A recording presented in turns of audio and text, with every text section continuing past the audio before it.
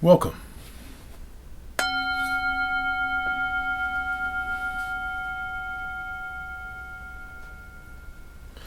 Welcome to Touching the Edge. Thank you so much for joining.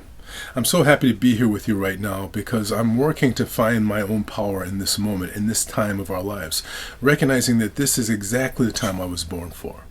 And so, in looking for that clarity and looking for that inspiration, in looking for a model, I think we all would like to have someone who could be a mentor to us. It reminds me of my own period when I was looking for mentorship as a child, and I had no one in my life that could be a mentor for me. And so for me, what happened, this happened around the age of about 14 or 15, is I sat down and I wrote down every single thing I could imagine that person being who I would like to have been my mentor. It was sort of like an imaginary amalgamation of the most powerful sorts of men that I saw in my life. It didn't have to be people I actually saw. In fact, I really didn't see people like that. But they might have been famous people or characters or athletes. But what I tried to do, and then as I went on, by the way, it was people like who were meditation instructors and coaches and teachers. And so I was looking for these people, and I was trying to pick out pieces from them.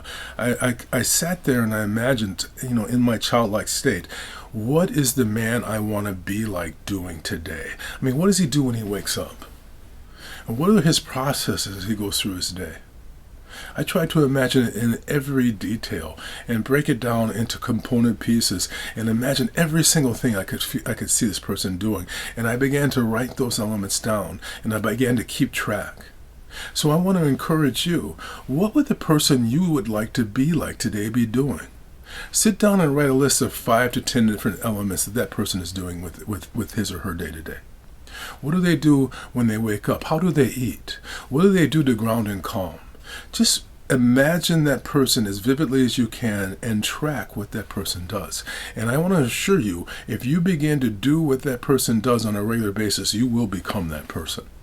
So anyway, that's my perception. How about yours? What are you doing to step into a power in your life right now, this moment when the knowledge, the knowing, can become who you were meant to be? I'm going to ring the bell. I'm going to ask you to listen carefully. Here we go.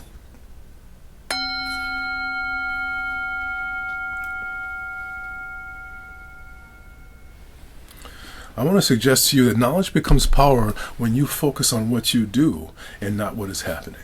Have a wonderful day today. Be part of the conversation. Namaste. Thank you.